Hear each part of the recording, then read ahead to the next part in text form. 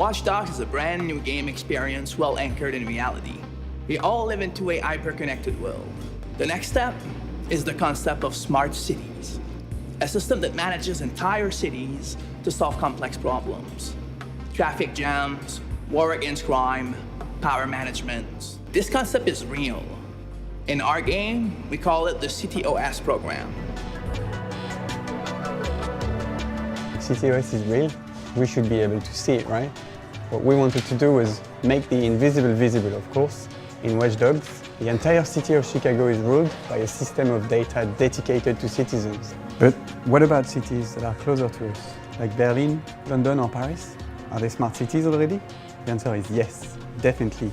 And that's what we wanted to prove with Watch Dogs WeareData. We are all living in an hyper-connected world, but are not necessarily aware of that. With Watch Dogs WeareData, we give everyone the access to data that are managing our everyday lives, either on public transportation fields or on social network activities.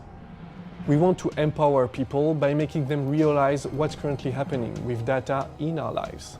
It's not the future, it's now and it's real. Creating Watch Dogs WeareData was a huge technological challenge. The team that worked on the project was made of more than 15 people. The creative team, one data analyst for France, one for England, one for Germany, the project managers, of course, and many developers. 3 of the developers were dedicated to the 3D engine, the one that's based on Away 3D. In Watch Dogs, the city is so essential. It can be considered as a whole character. And that's why we had to focus our attention on the craft of Watch Dogs WeareData city map. So we made buildings appear in volume and 3D in real time. So the key idea was to make the buildings burst out of the cadastral data, which are usually used for administrative purposes. In a word, imagine your tourist city map suddenly turning into 3D.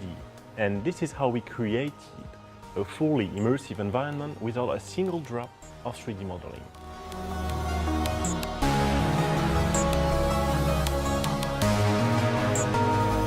The trains were a tough one, and sometimes the usual web technologies are not enough. So we had to go beyond and watch over what was done in the transport industry. And in the end, we ended up using the same standard that the one used to manage the Portland metropolitan area. That way, we can show the real way the train moves.